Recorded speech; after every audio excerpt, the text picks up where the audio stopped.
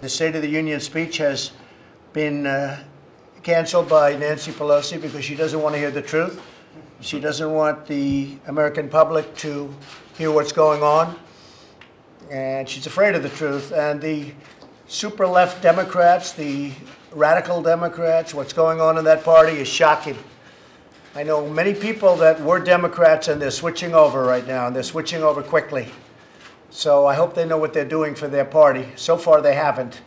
If you know, I won the Senate, meaning we won the Senate all together, but we get no credit for that. They don't talk about that. They talk about the House. I didn't have any chance to, other than a couple of people, like from Kentucky, where I went and campaigned for Andy Barr, and for some others, they ended up winning their races, but I couldn't campaign too much, too many people. But we did a great job with the Senate, and people don't want to talk about it. I will say that the American people want to hear the truth. They have to hear the truth. And the truth is all about, and said, I think, and I hope well, we were planning on doing a really very important speech in front of the House and the Senate, the Supreme Court, and everybody else that's there. It's called the State of the Union. It's in the Constitution. We're supposed to be doing it, and now Nancy Pelosi, or Nancy as I call her, she doesn't want to hear the truth, and she doesn't want to hear, more importantly, the American people hear the truth.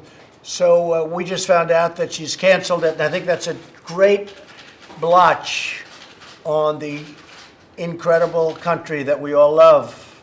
It's a great, great, horrible mark. I don't believe it's ever happened before, and it's always good to be part of history, but this is a very negative part of history. This is where people are afraid to open up and say what's going on. So it's a very, very negative part of history. Let's talk about Long Island. That's one of the real hotbeds for the MS-13 gangs.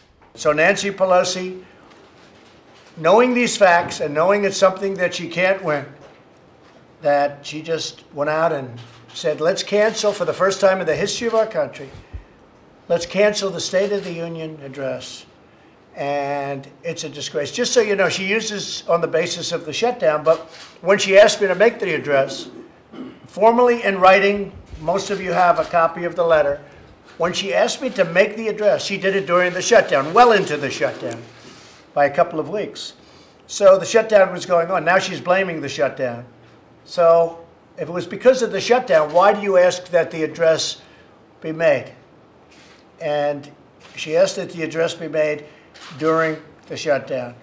And now she's blaming the shutdown. She also knew, because she went to our people and she asked, would it be a security problem? She knew it wasn't a security problem. She blamed security, but she knew it wasn't a security problem.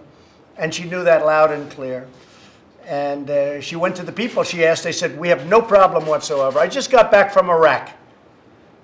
I was very safe in Iraq, and I felt very safe. We had great, great security.